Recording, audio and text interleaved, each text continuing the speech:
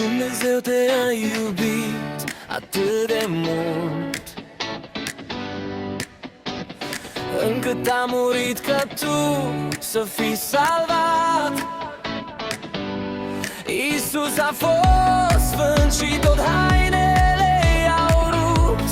A fost lovit pentru tine, batjocorit de farizei, înjosit, scuipat în față de oameni părășit. Au strigat răstignit, dar nu trebuia.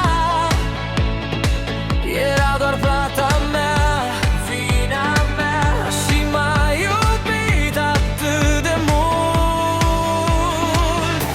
Iisus a murit pe cruce, dar moartea n-a câștigat. Iisus a murit pe cruce și viața mi-a salvat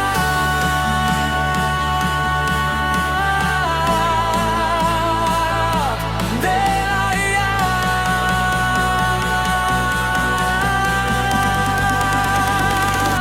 Mormântul e gol acum, Iisus este viu, lănțurile s-au rupt. Eu pot fi liber, pot fi liber, pot fi liber acum.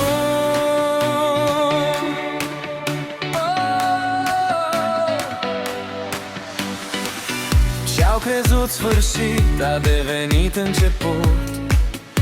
Acum eu și cu tine putem fi liberi, liberi, liberi de păcatul care ne condamna, să trăim o veșnicie în iad. Trebuie doar să te împaci cu Dumnezeu, ca El te va ierta.